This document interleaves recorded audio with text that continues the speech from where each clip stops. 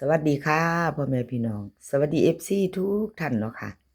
กลับมาพบมาพอกับเจ๊ตาพารวยคือเก่าค่ะในทางช่อง YouTube เนาะ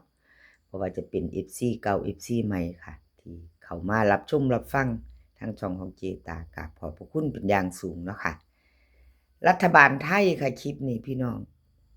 รัฐบาลไทยวันที่1 ตุลาเนาะประวัติค่ะประวัติ ชอชัยชาญรัฐบาลไทยที่ผ่านมาเนาะค่ะ646ล่าง58ของช่อชัยชาญเข้าไป46บนเนาะค่ะตัวนิ้นตัวเจาะประวัติเพิ่นตัวนิ้นตัวเจาะบนล่างกะ85ค่ะล่างเพิ่นวิ่งเนาะ85เข้าไป8บน46นี่เป็นประวัติรัฐบาลไทยเนาะค่ะเจ๊ปากแดงค่ะเจ๊ปากแดงวิ่งบนไปล่าง8วิ่งล่าง5เข้าอยู่ค่ะแล้วก็58เข้าไปตรงๆเต็มๆเนาะค่ะรัฐบาลไทยวันที่16ที่ผ่านมาของเจ๊ปากแดงค่ะของเจ๊ปากแดงมื้อนี้รัฐบาลไทยออกเนาะค่ะพี่น้องรัฐบาลไทยมามื้อนี้ไปต่อกันมาเบิ่งแนวทางใหม่ของเจ๊ปากแดงเพิ่นเนาะค่ะของเจ๊ปากแดงก่อนของช่อชัยชาญนี่ไว้ที่หลังเนาะพี่น้องไว้ที่หลังเบิ่งของเจ๊ปากแดงก่อนเจ๊ปากแดงมาแล้วค่ะเป็นของมื้อนี้เนาะเป็นของวันนี้วันที่1 ตุลามาลุ้นกันต่อบ่าย4 โมงรัฐบาลไทยค่ะกราบขอบคุณเจ๊ปากแดงหลายๆเด้อค่ะที่เอาแนวทางมาวางทางช่องของเจตาเนาะที่ให้แนวทางมาวางกราบขอบพระคุณเป็นอย่างสูงค่ะ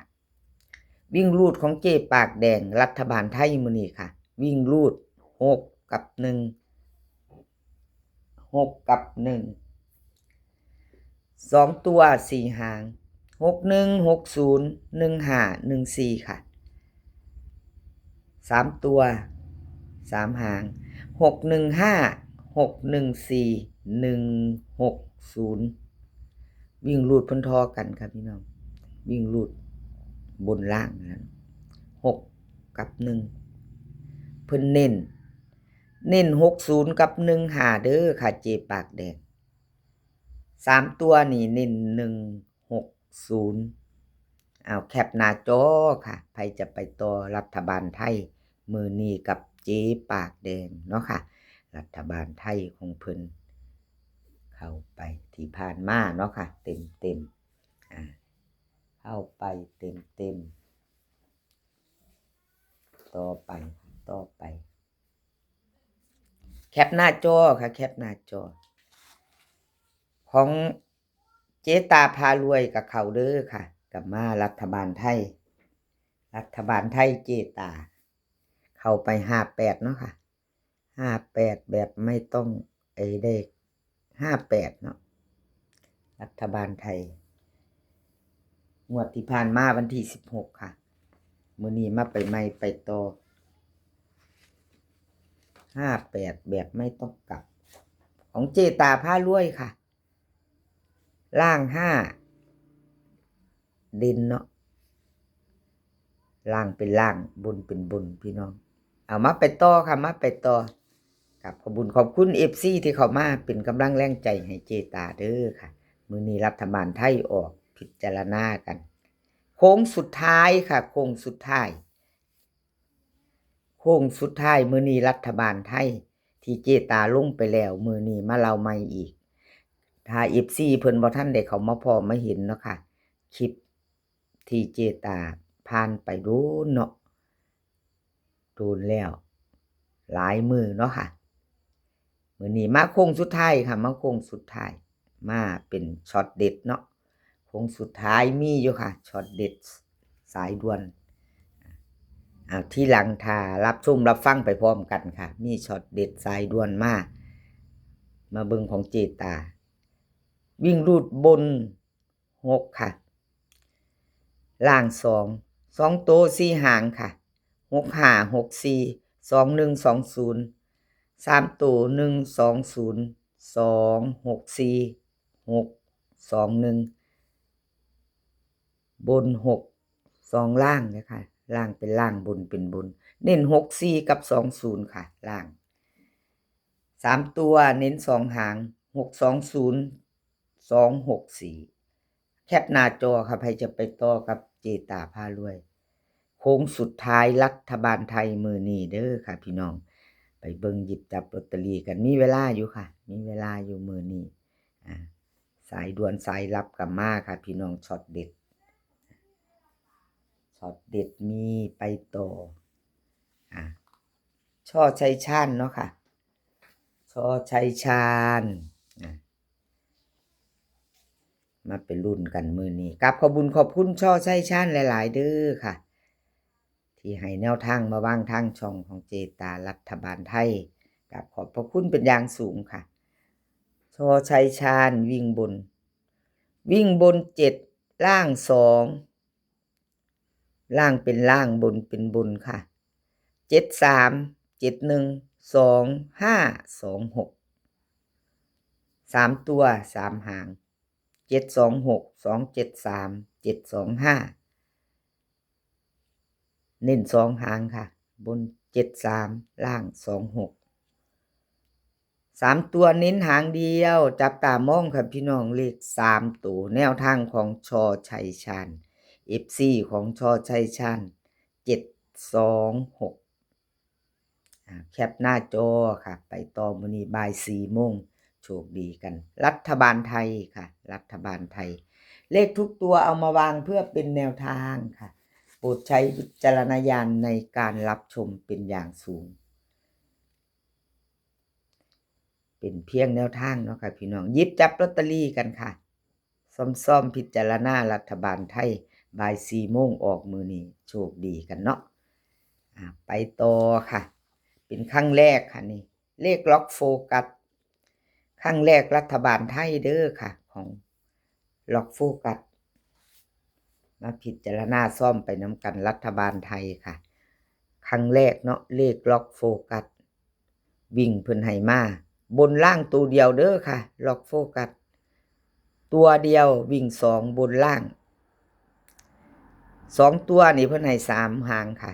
27 24 19 3ตัว2หาง127 719เพิ่นเน้น27กับ19ค่ะบนล่างเท่ากันแล้วก็วิ่งตัวเดียวคือ2เลขล็อกโฟกัสค่ะเอาพิจารณาครั้งแรกของเพิ่นเนาะเซียนใหม่ค่ะเซียนใหม่ครั้งแรกเซียนใหม่ครั้งแรกรัฐบาลไทยเนาะชอบก็จัดขัดก็ผ่านค่ะพิจารณาเอา127 719เด่นเท่ากันเลข3ตัวของเลขล็อกโฟกัสค่ะ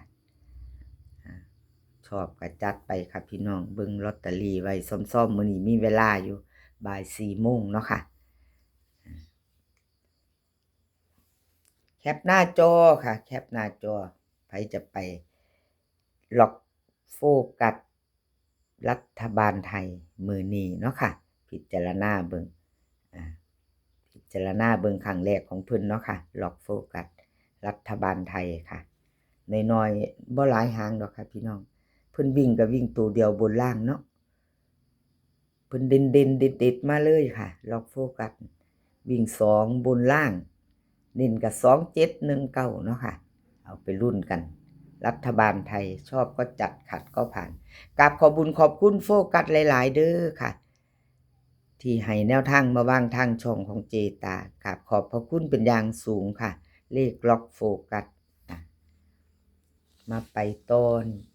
นี่ช็อตเด็ดโค้งสุดท้ายพี่น้องโค้งสุดท้ายรับสายด่วนมาแล้วสุดท้ายรับสายด่วนค่ะรัฐบาลไทยจับตามองค่ะพี่น้องFC ใหม่หรือ FC เก่ายังบ่ทันเห็นรับสายด่วนนี่ค่ะคลิปนี้เนาะ มาพิจารณากันมื้อนี้รัฐบาลไทยรับสายด่วนค่ะวิ่ง2บนล่าง6บน2ล่าง6 2หางค่ะ6272 1หาง3ตัว726รับสายด่วนแคปหน้าจอค่ะพี่น้องเอาไปลุ้นรัฐบาลไทยบ่าย4โมง FC เก่า FC ใหม่ยังบ่ทันได้เห็นสูตรนี้เนาะพี่น้องสูตรรับสายด่วนนี่มาแบบโค้งสุดท้ายมื้อนี้ค่ะจับตามองกันรัฐบาลไทยแคปหน้าจอไว้แคปหน้าจอไว้เด้อค่ะผู้ใดมาพ้อคลิปนี้ผ่านเขามาเห็นเนาะบ่ว่าจะเป็น FC เก่า FC ใหม่เนาะค่ะแคปหน้าจอไปพิจารณาหยิบจับลอตเตอรี่ไว้พิจารณากัน